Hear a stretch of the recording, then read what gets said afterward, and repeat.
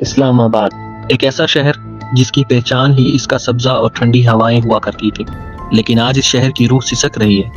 یہاں کبھی گھنے درختوں کا سایہ ہوتا تھا، مگر آج صرف کنکریٹ، دھول، کٹے ہوئے درختوں کے نشان یہی باقی رہ گئے ہیں۔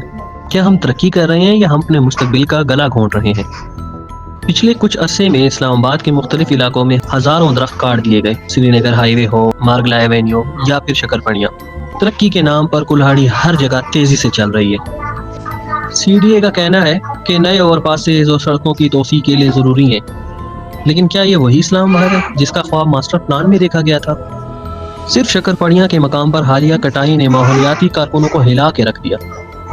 انتظامیہ کا دعویٰ ہے کہ وہ الرجی پھیلانے والے درختوں کی کٹائی کر رہے ہیں، لیکن حقیقت یہ ہے کہ ان کے ساتھ ساتھ قدیم شیشم اور برگد کے درخت بھی کاٹے جا رہے ہیں۔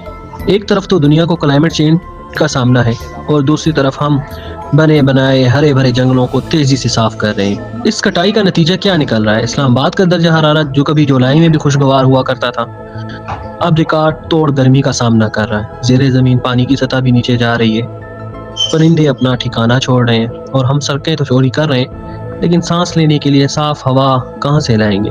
ترقی ضروری ہے مگر ماحول کی قیمت پر نہیں۔ ہمیں آواز اٹھانی ہوگی کہ نئے پودے لگانا کٹے ہوئے گھنے درختوں کا نعم البدل نہیں ہو سکتے۔ آپ کو کیا لگتا ہے، کیا اسلام آباد کو کنکریٹ کا جنگل بننے سے روکا جا سکتا ہے؟ اپنی رائے کمنٹس میں دیں اور اس ویڈیو کو زیادہ سے زیادہ شیئر کریں۔